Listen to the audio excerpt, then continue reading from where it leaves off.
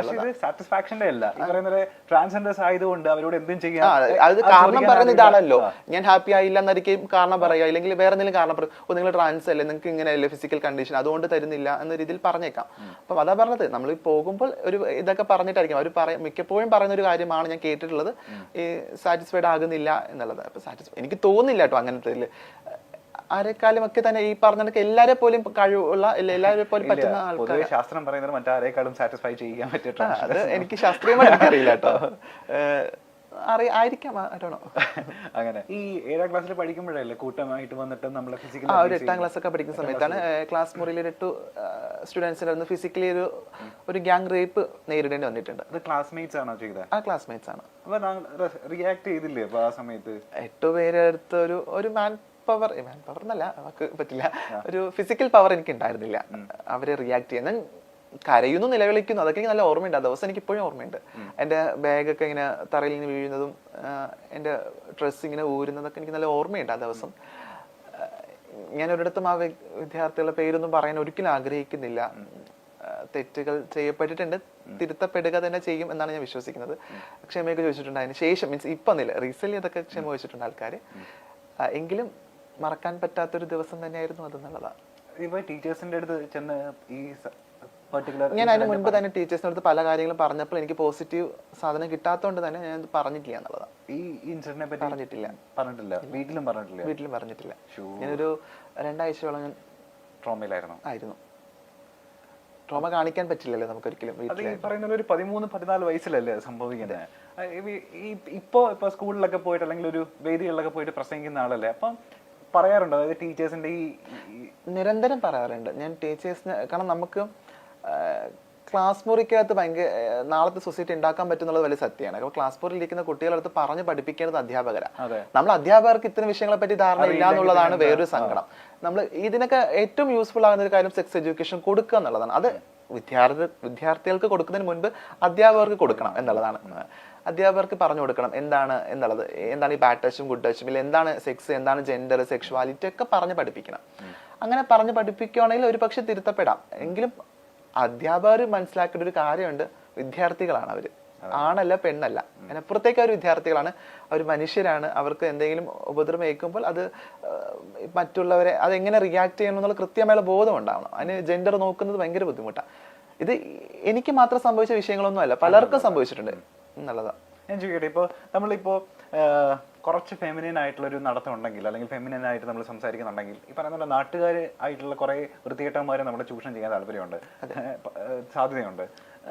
ബസ്സിൽ പോകുന്ന സമയത്ത് അല്ലെങ്കിൽ ഒറ്റപ്പെട്ട് നിൽക്കുന്ന സമയത്തൊക്കെ ഈ പറയുന്ന ഒരു മോശം അപ്രോച്ച് ഉണ്ടാവാൻ ചാൻസ് ഉണ്ട്. ഈ മോശം അപ്രോച്ച് വരുന്ന സമയത്തൊക്കെ ഈ 14 വയസ്സിന് ശേഷം എങ്ങനെ അതിനെയൊക്കെ തരണം ചെയ്തിട്ടുള്ളത്? അപ്പോൾ ഇതില് ഒരു ചെറിയൊരു ഇതുള്ളത്, ഫെമിനൻ ആയിരിക്കുന്ന എല്ലാവരും ട്രാൻസ്ജെൻഡേഴ്സ് ആകില്ല, പല ടൈപ്പ്. പക്ഷെ ഫെമിനായിട്ടുള്ള ആൾക്കാർക്കൊക്കെ ഫിസിക്കലി ഇത് സെയിം സിറ്റുവേഷൻ സമയത്തൊക്കെ ഉണ്ടാവും.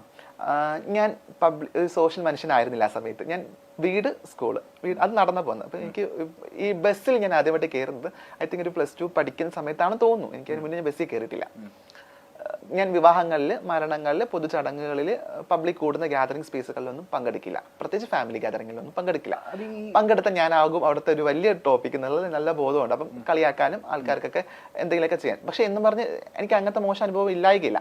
എങ്കിലും ഈ പോകുന്ന ഇടങ്ങളിൽ സെക്ഷുവലി ഉള്ള ഒരു ടോക്ക് ഇല്ലെങ്കിൽ സെക്ഷുവലി ആയിട്ടുള്ള ഒരു അപ്രോച്ച് ഒക്കെ ഉണ്ടായിട്ടുണ്ട്. അതൊക്കെ കുട്ടിയല്ലേ, പിന്നെ നമുക്ക് കുട്ടിയാകുമ്പോൾ ഓടാനും ചാടാനൊക്കെ കുറച്ചുകൂടി ഇതുണ്ട്. അപ്പം റിയാക്ട് ചെയ്യാനുള്ള പവറൊന്നും ഇല്ല. ആ സിറ്റുവേഷനെ ഒന്ന് സ്കിപ്പ് ചെയ്ത് വിടും എന്നുള്ളത്.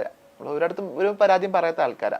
പറയാനുള്ള ധൈര്യം ഇല്ല, പറയാൻ പറ്റാറില്ല. എനിക്ക് എപ്പോഴും ഓർമ്മയുണ്ട്, ഞാൻ +2 അങ്ങനെ പഠിക്കുമ്പോൾ ഞാൻ എൻ്റെ ഫ്രണ്ട്സിൻ്റെ അന്ന് അങ്ങനെ നിർബന്ധിക്കപ്പെട്ടൊരു ദിവസം, ഫ്രണ്ട്സിനോട് ഇങ്ങനെ പുറത്ത് പോകണം എന്ന് ഇങ്ങനെ ഫ്രണ്ട്സൊക്കെ നിർബന്ധിച്ചൊരു ദിവസം ആണ് തോന്നുന്നു.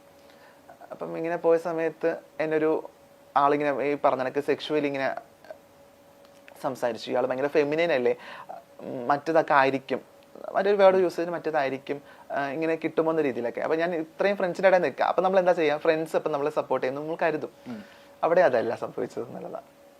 ആ ഫ്രണ്ട്സ് തിരിച്ച് അതെ, അതൊരു ഇങ്ങനെയൊക്കെ ഉണ്ടാകുക എന്നുള്ളത് നമ്മൾ സ്വയം നമ്മൾ ചിന്തിക്കുമ്പോൾ നമുക്ക് ഒട്ടും പറ്റില്ല അങ്ങനത്തെ സിറ്റുവേഷനൊക്കെ എങ്ങനെ ടോളറേറ്റ് ചെയ്യുന്നുള്ളത്. അതൊക്കെ ടോളറേറ്റ് ചെയ്യേണ്ടി വന്നു എന്നുള്ളതാണ്. ഈ നേരം കടന്നു പോകും എന്നുള്ളതായിരുന്നു. ഈ ട്രാൻസ്ജെൻഡർ ആവാൻ പോയതിനു ശേഷമുള്ള ഒരു ജീവിതം ഉണ്ടല്ലോ, അതായത് ഈ മമ്മിയുടെ കൂടെയാണ് അപ്പൊ താമസിച്ചതൊക്കെ, സർവൈവ് ചെയ്തതൊക്കെ അവിടെ നിന്നിട്ട് തന്നെയാണ്. അപ്പൊ എത്ര കാലം അവരുടെ കൂടെ താമസിച്ചു? ഞാനൊരു 1.5 years അവരുടെ കൂടെ ആയിരുന്നു. എനിക്ക് പിന്നെ ഒരു ലിവിംഗ് ടു ദ റിലേഷൻ ഉണ്ടായിരുന്നു, ഒരു പാർട്ട്ണർ ഉണ്ടായിരുന്നു. ഒരു പാർട്ട്ണറോടൊപ്പം ഒരു 2-2.5 വർഷം ജീവിച്ചു. നിലവിൽ ഐ എം സിംഗിൾ. ഞാൻ ഒറ്റയ്ക്ക് ഇൻഡിപെൻഡന്റ് ആയിട്ട് ജീവിക്കുന്നു. ഇപ്പം എനിക്കൊരു ഫാമിലിയൊക്കെ ഉണ്ട്, ചൂസിങ് ഫാമിലിയൊക്കെ ഉണ്ട്. എനിക്കിപ്പോൾ ഞാനൊരു ഫ്രണ്ട് സർക്കിളിനകത്ത് ജീവിക്കും, ഭയങ്കര കംഫർട്ടബിളാ. ഈ ഫ്രണ്ട് സർക്കിളിന്റെ കാര്യം പറയുമ്പോഴേ എപ്പോഴൊക്കെ കണ്ടിട്ടുണ്ട് അപ്പോഴൊക്കെ നമ്മളുടെ കൂടെ ഒരാളുണ്ടായിരിക്കും. ശ്രുതി സിത്താര കേട്ടപ്പോ ഇത്രയും സൗഹൃദം വരുന്നത്? ഞാനും ശ്രുതി വളരെ, ഞാൻ തുടക്ക സമയത്ത് ഞാൻ പറഞ്ഞ ശ്യാമയുടെ കൂടെ താമസിക്കുന്ന സമയത്ത് തന്നെ ഞാൻ ശ്രുതിയായിട്ട് അപ്പം കാണുന്നുണ്ട്. ഞങ്ങളപ്പം ഒരു കൂട്ടൊന്നുമില്ല, ഞങ്ങൾ രണ്ട് വ്യൂ പോയിന്റ് ഒക്കെ ഉള്ള ആൾക്കാരായിരുന്നു. അപ്പം പിന്നെ പതിയെ ഞങ്ങൾ ഭയങ്കര ഫ്രണ്ട്സായി. ഇപ്പം നല്ല ഫ്രണ്ട്സാണ്. ഇപ്പം ഞങ്ങളൊരു 4 പേര് അടങ്ങുന്ന ഒരു ഗ്യാങ് ഒക്കെയാണ്. ഞാൻ, ശ്രുതി, ദയ, സാദിയ എന്ന് പറയുന്ന. അപ്പം നമ്മൾ ഒരാൾ അറിയുന്ന ആൾക്കാരാണെങ്കിൽ 4 പേരും അവർ അറിയും എന്നുള്ളതാണ്. കാരണം നമ്മൾ എല്ലാ ഇടങ്ങളിലും 4 പേരെയും സംസാരിക്കുന്ന, അല്ലെങ്കിൽ ഇപ്പൊ സ്റ്റാറ്റസ് ഒക്കെ നോക്കിയാൽ ഒരാളെ മാത്രം ഒരുമിച്ചായിരിക്കും, കൂട്ടായിരിക്കും. അങ്ങനെ 2023 ഭയങ്കര കിടിലം വർഷമാവട്ടെ. അതിന് മുൻപായിട്ട് ഞാൻ ഇനി കുറച്ച് ആൾക്കാരുടെ പേര് പറയാൻ പോവാണ്. എനിക്ക് തോന്നുന്നു സമീപകാലങ്ങളിൽ ചിലപ്പോൾ അവരായിട്ട് അസോസിയേറ്റ് ചെയ്യാൻ ചിലപ്പോൾ ഭാഗ്യം ഉണ്ടാവുമായിരിക്കും. ഈ പേര് പറയുന്ന സമയത്ത് അവരെ പറ്റിയിട്ടുള്ള താങ്കളുടെ അഭിപ്രായം എന്താന്ന് അറിയാൻ താല്പര്യമുണ്ട് എനിക്ക്. പേര് പറയട്ടെ. ജേർണലിസം പഠിച്ചുകൊണ്ട് തന്നെ എല്ലാ ദിവസവും ഈ പറഞ്ഞ ന്യൂസൊക്കെ കാണാനും പത്രം വായിക്കാനൊക്കെ സമയം കണ്ടെത്താറുണ്ടല്ലോ? കുഴപ്പമില്ല, ഫോൺ ഭയങ്കര യൂസ് ആണ് അതിലൊക്കെ. ഓക്കെ. ന്യൂസ് വായിക്കുന്ന അല്ലെങ്കിൽ ഫോൺ ഉപയോഗിക്കുന്ന ന്യൂസ് ഹാൻഡിലൊക്കെ ഡെയിലി പറയുന്ന പോലെ ചുമ്മാ ഒന്ന് കണ്ണോടിക്കുന്ന ആളാണെന്നുണ്ടെങ്കിൽ ഇവരുടെയൊക്കെ പേര് എന്തായാലും അറിഞ്ഞിരിക്കണം. അപ്പോൾ ഇവരെ പറ്റി ഈ പറയുന്ന പോലെ അഭിപ്രായം ഒന്ന് പറഞ്ഞാൽ മതി. ഓക്കെ. നമ്മളുടെ കാഴ്ചപ്പാട്, ഭയങ്കര കാഴ്ചപ്പാടുള്ള വ്യക്തിയാണെന്നാണല്ലോ എല്ലാവരും പൊതുവെ പറയപ്പെടുന്നത്. ആദ്യത്തെ ആൾ ഈ പറയുന്ന പോലെ അഖിൽ മാരാർ ഈ സമീപകാലത്ത് ഭയങ്കര ചർച്ച നേടിയ ഒരാളാണ്. എന്താ അഖിൽ മാരാറിനെ പറ്റിയിട്ടുള്ള അഭിപ്രായം എന്താ? നല്ലൊരു വിമർശകനാണെന്ന് തോന്നിയിട്ടുണ്ട്. ചില കണ്ടന്റ്സ് ഒക്കെ പറയുമ്പോൾ അങ്ങനെ ഭയങ്കര കുറ്റം പറയാനായിട്ട് തോന്നിയിട്ടില്ല. പിന്നെ പുള്ളിയുടെ പൊതുവിൽ ഉള്ള, പുള്ളി ഭയങ്കര ക്യൂർ ഫ്രണ്ട്ലി ആണെന്ന് തോന്നുന്നില്ല. അങ്ങനെ എനിക്ക് അറിയില്ല, ഭയങ്കര ക്യൂർ ഫ്രണ്ട്ലി ആണ് അല്ലെങ്കിൽ അങ്ങനത്തെ ഒരു മനുഷ്യനാണെന്ന് തോന്നാറില്ല.